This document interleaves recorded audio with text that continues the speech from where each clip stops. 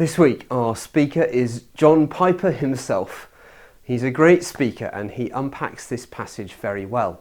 He does at one point encourage wives to submit to their husbands. If that is something you disagree with, fine, but don't let that put you off everything else, he says.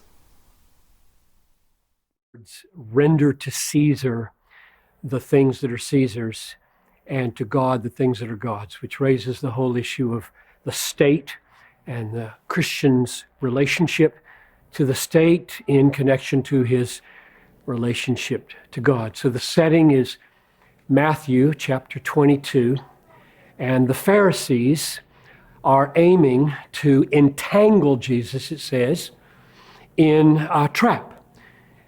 They intend to hang him on the horns of a dilemma. So they come and they say, now, Jesus, we know that you are a true teacher and you've come from God and you speak the way of God with faithfulness and you're not impressed by anybody's face and you don't cow to anybody's opinion. This is called buttering up. Jesus is going to call it malicious because they don't give a rip what Jesus thinks. They mean to entangle him. And here's what they intend to entangle him in. They say, taxes to Caesar. Is it lawful to pay them or not?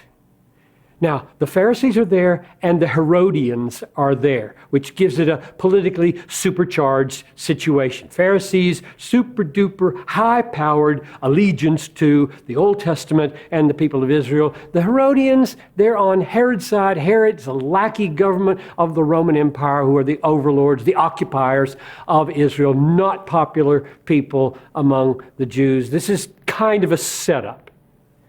And the question, should we pay taxes, is going to hang Jesus. Because if he says, yes, pay them, then he's a traitor to the Jewish cause. Because that means, yeah, we're all in favor of the Roman overlords and the Jews aren't. They hate being occupied by a foreign government like this. So supporting these taxes is like betraying your people. Or if they say don't pay, if Jesus says don't pay, then that means good, you're okay with the Jews and you're a revolutionary in the Roman situation. You're going to be in trouble either way. And that's what they wanted. They wanted to ruin this man's reputation one way or the other. Let's just get rid of this guy and tangle him up in his words. Now, what will Jesus do? So Jesus says, show me the coin that you use to pay the tax. So give him a coin, and he says, whose image is on it?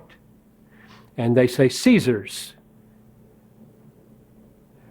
And Jesus says, render to Caesar the things that are Caesar's. Now, if he had stopped right there, that would have said, pay. And he would have been out of sorts with the Jews. So they were excited that he had hung himself on one of the horns of this dilemma. And then he opens his mouth and says, and render to God the things that are God's. And it says they were amazed and walked away. Now, what just happened? A lot of people say, well, he just cleverly dodged the question. It was a politically shrewd thing to do to just escape from the dilemma. Is that what that was? I don't think so. It's true that Jesus didn't give us the answer about the relationship between Caesar and God on a platter. Like, here's the answer, 3 steps, how to relate to the state. He did not define the scope of things that belong to Caesar. He didn't define the scope of things that belong to God. He left it open. He didn't define the relationship. He just said, give to Caesar the things that are Caesar's, and, just an and, give to God the things that are God's. What I think Jesus is doing, and he does it many times, is looking right at us and saying, think about what I'm saying. Am I really dodging the issue here? Aren't I really giving you the answer that you need? So let's do that. Let's think. What belongs to God? Render the things to God that belong to God. What belongs to God? Everything belongs to God. And as soon as you say that, as soon as you realize, oh my, everything belongs to God, Caesar belongs to God. All the things that belong to Caesar belong to God. All the rights that Caesar has to rule belong to God. And now you start thinking through the implications of that. And let me give you three. You test to see whether these three are really there, because this is what I think Jesus wanted us to do. I don't think he wanted us to say, oh, clever avoidance of the issue, dodged, shrewd politics, Jesus is on to another issue. I think Jesus wanted us to linger here over the implications of everything belongs to God and Caesar is part of everything. I think he wants us to think about that. Here's implication number one. Everything Caesar has and all the authority that he rightfully claims is derivative from what God has and what God claims. So remember Pilate and Jesus. We're on trial for our lives. Jesus is looking at Pilate, not saying anything, and Pilate says to him,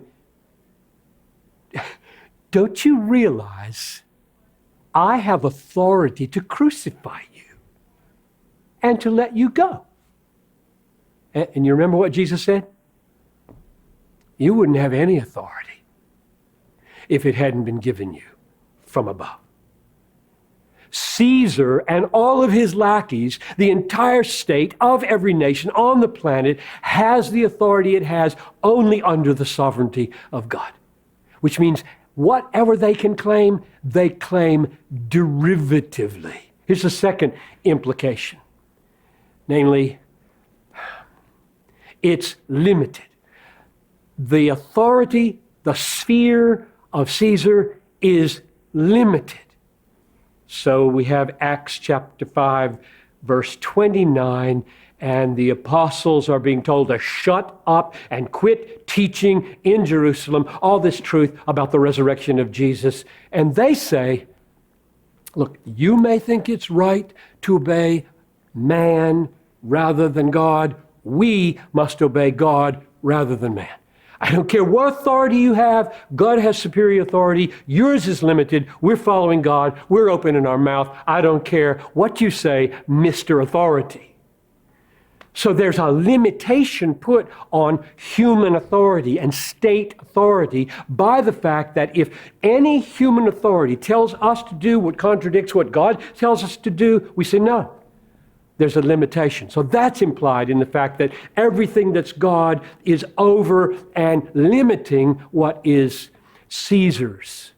And the last implication is that all of our submission to Caesar, and we do render to Caesar the things that are Caesar's. Romans 13 is all about submitting to government. It is shaped. Our submission to the government, to Caesar, is shaped by the fact that God owns everything. And here's what I mean. Submit for the Lord's sake.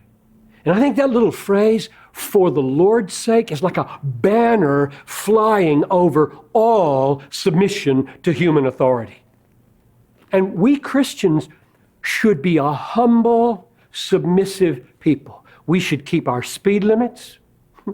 If we're children, we should obey our parents. If we're church members, we should submit to our leaders. If we are wives, we should submit to our husbands. If we're employees, we should get in on time and leave on time and not fudge on what the employer expects of us. We are a people who submit, but we don't do it because any human authority claims us. They don't. We do it for the Lord's sake. So if I render to Caesar the things that are Caesar's, and he says, why are you doing this? I will never say, because you have final authority in my life.